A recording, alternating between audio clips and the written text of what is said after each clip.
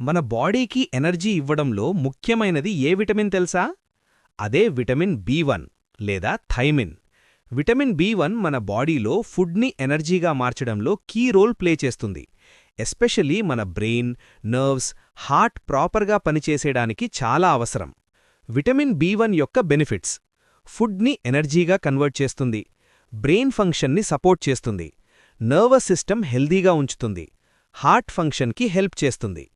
Vitamin B one sources: brown rice, whole grains, ground nuts, sunflower seeds, beans, pork, eggs.